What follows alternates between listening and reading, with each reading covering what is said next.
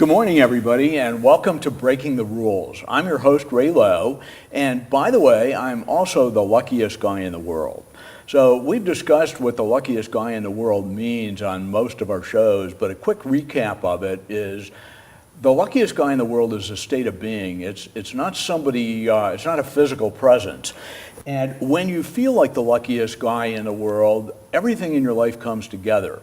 What happens is you wake up every morning, you're excited about the day. You come back home every evening and you feel like you've done really good things for the people around you. And probably the most important thing is that you get feedback from those around you telling you that they really appreciate your value and they really appreciate the ability to hang out with you.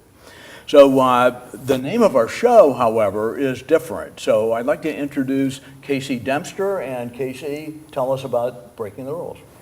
Thank you, Ray. Our show is called Breaking the Rules, and what we're talking about is change and how it affects people. And you know, some people work with change better than others.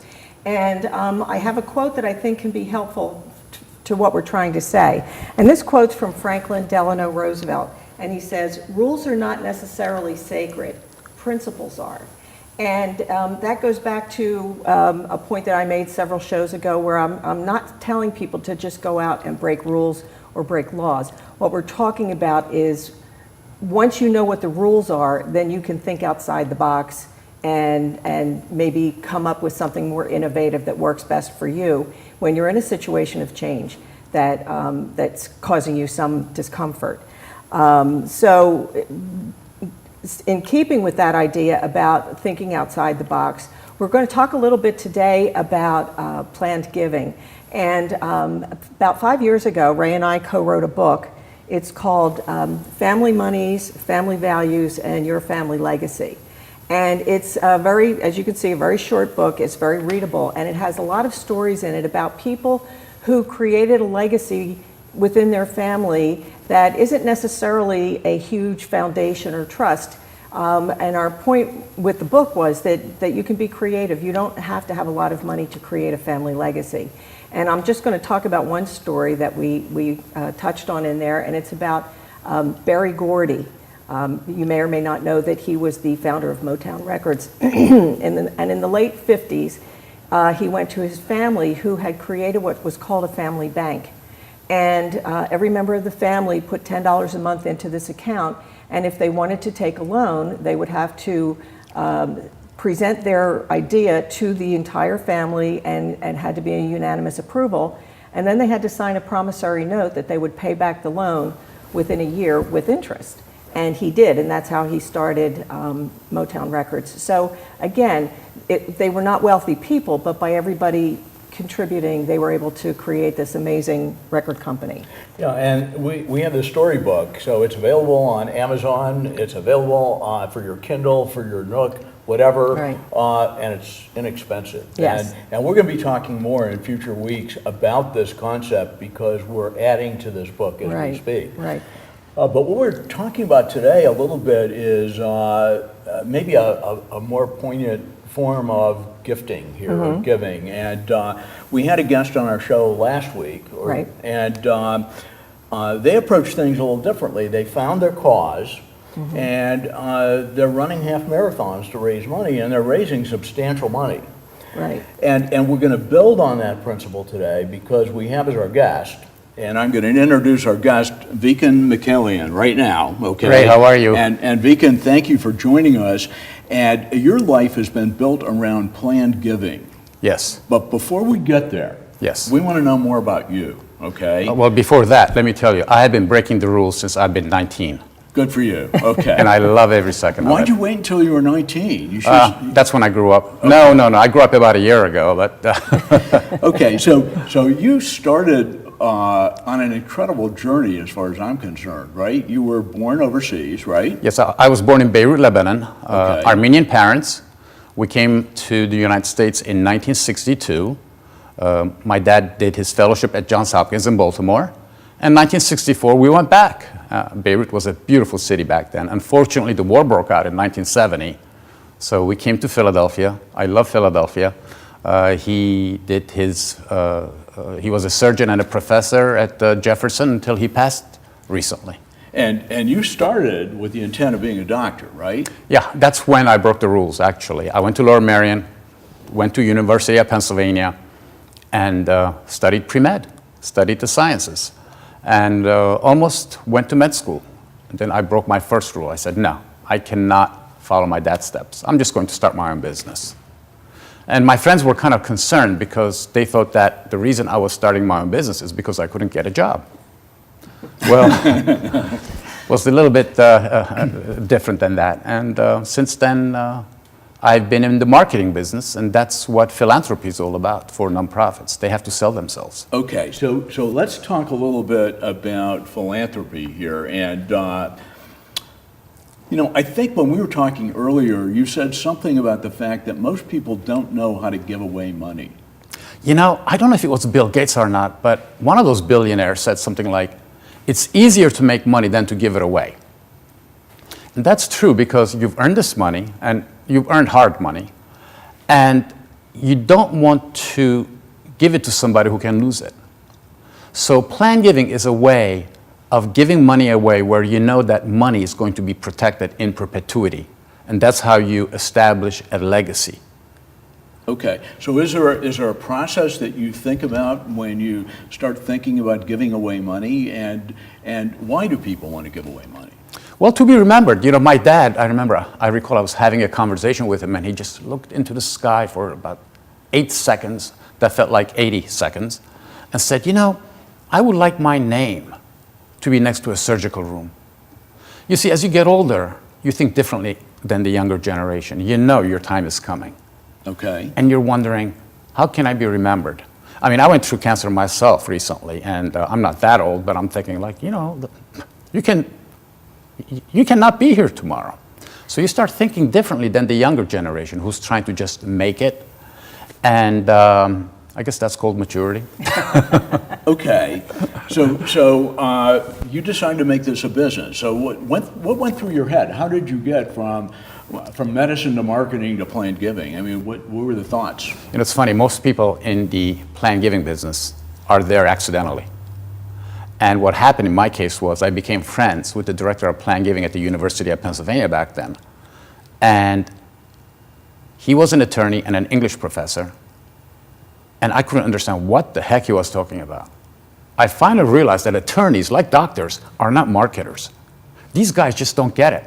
That's why they tend to complicate the industry. In fact, they make a living by complicating planned giving. I decided to dumb it down, and that's the business I'm in, to simplify planned giving so that the end user, or I should say the end giver, gets it. So take us through that a little bit. Let's talk a little bit about how you simplify things, because I agree with you. We all have an experience with attorneys. Mine have been extremely complex and extremely costly, I might say, too. And half the time, you have to kind of overrule them because they worry too much about taxes and legal stuff and not enough about what you want to do. Exactly. So when you talk to, I know your business works mostly with nonprofits and things like that, but when you talk to them about the end user, tell us how you get them to communicate with us the right way. The most difficult part of my job is when I come across a nonprofit and the director of development or director of planned giving is an attorney. It's very difficult to get an attorney to think from a marketing perspective. That's my biggest challenge. But the ones who do, who can delegate to me and say, hey, Viken, how do I talk to my donors? Problem solved immediately. And studies have shown, even our studies have shown, our research has shown, and other people's research has shown. A good friend of mine, Russell James in Texas, for example, does a lot of research on keywords that donors would like to hear. And I recall these attorneys coming up with elevator pitches to donors, like, in our contract, we can do this, this, this, and this. You don't want to use the word contract with a donor, for example, okay? What you do is you tell them, look, did you know you can make a gift and receive guaranteed income for life? Don't even tell them that it's called a charitable gift annuity. Sell the sizzle, not the steak. The details can come later on. Okay, so, as an end user, my end giver myself, Gifter, okay? yes. Because I'm not in your business. What I need to understand is that there are a lot of different ways that I can give away money. And I can not have to worry necessarily about my income. You know, that one of the reasons you don't give money away is because you think you might need it. Okay? That's right. So how do you avoid that? Well, one of them, as you just mentioned, one tool, it's a gift annuity kind of a thing where you get an income, but you give your money away. Well, you know, the most popular gift is a bequest. Again, we don't use that word because most donors, I've done my personal surveys. I go into a Starbucks and I'll ask 10 people if they know what the word bequest means. Usually the answer is, isn't that when you die? That's the kind of answer I get, okay? The most common gift is a gift after you pass away, which is a gift through your will or estate. And that's big time. 90% of all planned gifts are bequests. Okay. Think about it this way. Let's say you have 1,000 members in your church, and you convinced half of them to leave 2% of their estate to the church. There's still a lot of money going to the family, so the children are not going to object. But take 2% of 500 people by the time they're between 65 and 100 years old when they pass away. A lot of those people will be worth $10 million. Cars, homes, appreciated securities, retirement plans, assets, vacation homes. Okay, $3 million, $2 million. But if you take 2% of that money over 500 people, it adds up. Well, adds up. Yeah. So we're going to take a break now, and when we come back, we're going to talk specifically about an upcoming workshop that you have and some other things. Thanks. Pearly white side, love myself, love my style, pearly white, love your smiles. From teens to grown-ups faces, they can change your life. All ages and all faces, you smile from pearly white. Love yourself, love your style, pearly white, love your smile.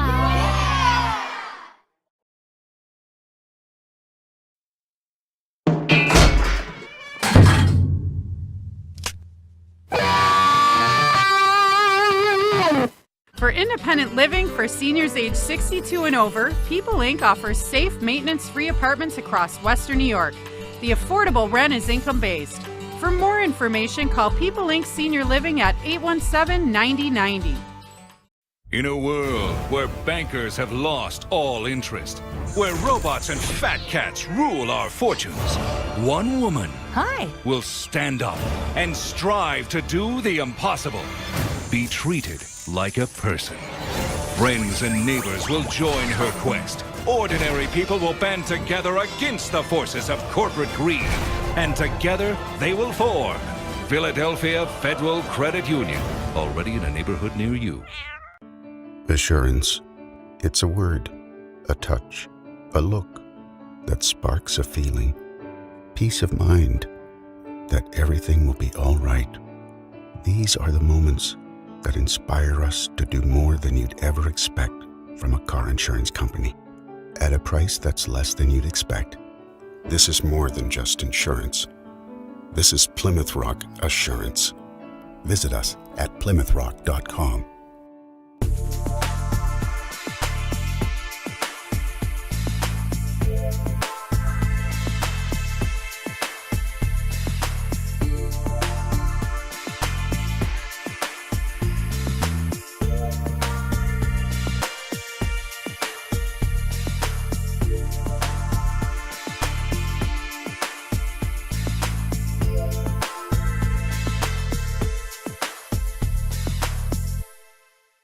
Hi, my name's Casey Price, host of a brand new show called Everyday Elder Care.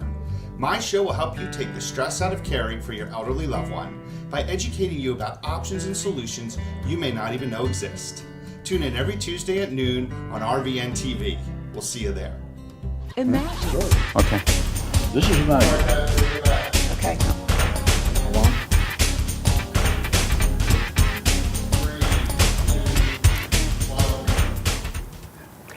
Welcome back to Breaking the Rules, and we're here with our guest today, Viken Mikaelian, and Viken is involved in the planned giving business. Yes. And Casey, I think you had a question during our break. Yes, there were a couple of points that occurred to me, and one was that this is very much a people business, isn't it? Yeah, in fact, that comes back to what we were discussing earlier. Many people make plan giving a legal business. It's not. It's a people business. And like I said, attorneys make the worst marketers. Marketing is a different field, like architecture, medicine, and law. And a lot of people just don't get that. Right. And in fact, I think one time you said to us that it was something about marketing benefits versus marketing the features. Oh, yeah. What attorneys tend to do is they focus on the features of plan gifts, how they work, what happens after you die, instead of benefits, which is the sizzle. Benefits promote longevity and legacy. Features promote death, That's true. you see. And let me build on that, because you made another comment that you said giving is selfish. Yeah, actually, giving is selfish. You pass away with peace of mind.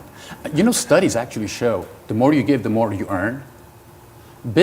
Harvard did a study on this, that when you're being truly philanthropic, hormones are created in your brain that actually make you a healthier person and a happier person. Try it yourself. Next time you buy that dinner, give the waitress a 50% tip. Look at that smile on his or her face. Okay. That will make you I'm feel going to good. think about I want to that see one. that. I'm sure that there would I be do a it all the smile. No, you've got a conference coming up that you're running, and it's basically for people that are in the nonprofit business, I think, to teach them how to communicate these concepts to their public. Tell us a little bit about that. Tell us about what you kind of teach, and how you bring about this transaction at the end. Yeah, that conference was actually another rule that I broke. I'm not in the conference business, but I decided to hold a conference, which I plan to every single year, and webinars every other month. And the conference is aimed at nonprofits who want to learn more about philanthropy. They want to learn about major gifts, plan gifts, the psychology of giving, the type of people who give, metrics, and so forth. So we have almost, 102 people signed up at a mega conference for the first time that I'm giving. That's actually quite a big number.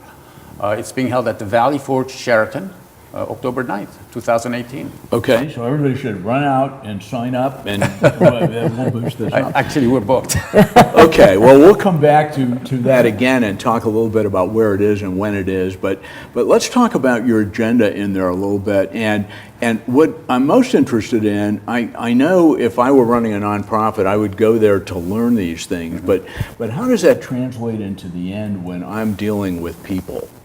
And you had a couple of funny stories that you were telling earlier, too, about what happens when people go out and see people about planned giving. So we'll get all that in here. Sure. So Well, like I said, when people go and talk to other people about planned gifts, that's what you're talking about, Yeah. right? The fundraiser to the donor. Yeah. If it's an attorney, usually if it's an attorney or someone trained by an attorney, they're talking about, and I'm not being harsh on attorneys, it's just in their blood. Attorneys are made to protect us.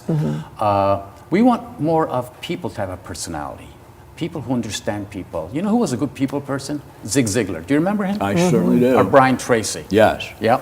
They knew how to talk to people. Okay. Right. And that's what you want to become. It's more important to take people courses instead of courses on gift annuities or charitable remainder unit trusts. There are so many good people courses out there, how to learn to talk to people, how to negotiate people. In fact, there's this one company that teaches you how to negotiate, and their tagline is, you don't get what you deserve, you get what you negotiate. Interesting. It's true, too. Yeah, It's yeah. true, too. Yeah. All right, you were telling me one story about one of your planned giving people that actually had an appointment at a nudist colony. Oh my gosh. You're bringing that up in front of the public here? Well, it's an amusing incident, and I don't think it's X-rated, so we can talk. All right. Well, funny things happen on both sides. On the fundraiser side, with attorneys, and we need attorneys for the plan giving business because they actually structure the gift at the end. Right. So Okay. they are critical, Okay. but not for the selling process, okay? Now, what happened with that one fundraiser was actually quite hilarious. He was asked to go to visit a couple, but he was never told that they lived at a nudist colony. But he was very thankful that they had their clothes on, but he said he couldn't keep his eyes off the window to see the effects of gravity on nonagenarians. So I'll stop there. How's that? Okay, so this whole business gets you into some interesting situations. Give us a quick rundown. I don't want to get technical here, but if I want to make a planned gift at some point in time as a layman over here, you have a number of techniques and ways to do it. You know, one, you said I could leave a bequest at the end of my life. Right. Well, that's no fun. I mean, I'm not here to enjoy it. You want to enjoy it now? Yeah. Okay. Okay. Again, I'm not a technical person, but basically you can establish a trust. And if you want to be a real selfish, which is great, because when you give, you feel good, you can do a charitable gift annuity.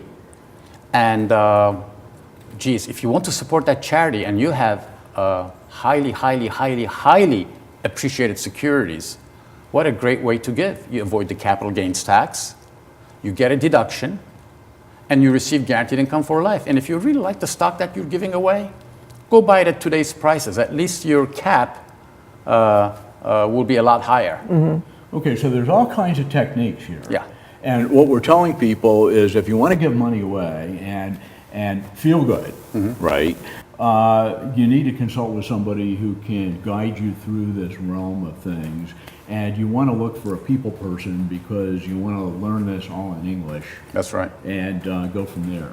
Okay, so do you have any other words of wisdom for people or any tips that you've learned through your life? If you're charitably inclined, I would suggest you get a financial advisor who's also charitably inclined, because you have to watch for your retirement, your own wealth, and the people you want to help. My uncle, at his age of 80, is helping so many people, and he says he feels so good that his money is being put to good use. And you don't have to have billions of dollars to do this, do you? No. The average plan giving is for the average person. Okay, so how do you define the average person? I mean, I'll make a number up right now, but in my mind, it would be someone who's been making between $50,000 a year to $250,000 a year all their life. Okay, and the gifts can be all over the place. You can go back to your college, university, you can go through an intermediary. Exactly. And just remember, only 5% of this nation's wealth is in cash. 95% is in assets, okay? Securities, I should say appreciated securities, real estate. You've got a Renoir hanging in your bedroom. That's worth $1 million right there. Yeah. And what are you going to do with it? You can't kind of take that to the grave with you. Look, for example, I have a classical guitar in my house. I used to be a virtuoso classical guitarist. It's worth $12,000. Now, in the philanthropy world, 12 grand is not a lot of money, but to a nonprofit, small nonprofit it is. They can probably get at least 8 for it. So that's a nice $8,000 donation. That's gonna go sometime. You know, we hear the stories, we hear about the Bill Gateses and the Warren Buffetts giving billions of dollars away, but I think what you're telling us here is that small amounts of money are truly appreciated by the small charities. And you know, I don't know how their gifts are structured. I should have actually read more about them. But I believe they're just establishing trusts and foundations. So it's not like they're giving cash away to somebody who can build a new a wing in their. When you make these bequests, do you just do them in your will, or do you talk to the organization you're leaving money to while you're alive? That's your choice. You can tell them, or you don't have to tell them. Yes, you do it in your will, or you write a codicil. Some organizations don't like a codicil, but you know, it works. Okay. All right, so we have this event coming up. You're going to teach at least 102 people from nonprofits how to communicate better with their public. Yes, right? Is that they better all show up. okay? and do you have any other words of wisdom for our listeners or for the people that you do business with? First of all, the event has a great lunch menu and a happy hour. That's on us. Okay, we'll be there. We'll be there. Except you're sold out, I can't go. Well, wisdom. Like I said, think like a marketer. Get it in your blood that it's all about marketing. You know, it being in your blood is so critical. You know, here's an example. General Motors can make a very nice Corvette, but it will never be a Porsche. It's in their blood to race cars. Okay, or Ferrari, it's in their blood. So if you can get it in your blood to be a marketer and not an English professor, that's when you start communicating with people. Okay, so you would define yourself as a communicator first, right? Yeah, definitely. Okay, well, this has been outstanding. Thank you for joining us. I think we've learned a lot about this concept of planned giving. I'm going to have to open my thinking. I don't know how you feel. Absolutely. And I do know that you feel better when you give, and this is done in everyday life. Think about, when you get a gift or when you give a gift, what makes you feel better. And it's always nice to get gifts, but I think it's more fun to give, right? I agree. And so thank you for being with us on Breaking the Rules. And your workshop is on October 9th, right? Yes. Okay, at the Sheraton. And In Valley Forge. And congratulations, and thank you for being with us on Breaking the Rules. Thanks, Ray.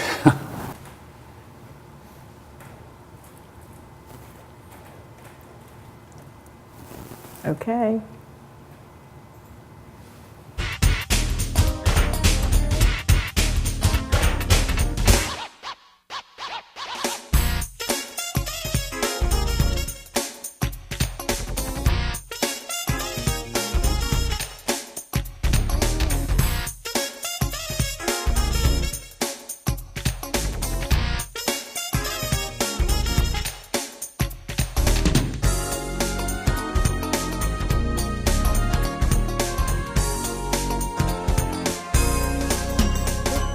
Hand-selected USDA prime steak you'll ever have. The freshest line-caught seafood, our Wine Spectator award-winning wine list, and soul-satisfying desserts. Bring that together with the perfect date, the winning business deal, a memorable family celebration. Welcome to Rod's Steak and Seafood Grill in nearby Morristown, New Jersey. Bring your appetite and feed your passion.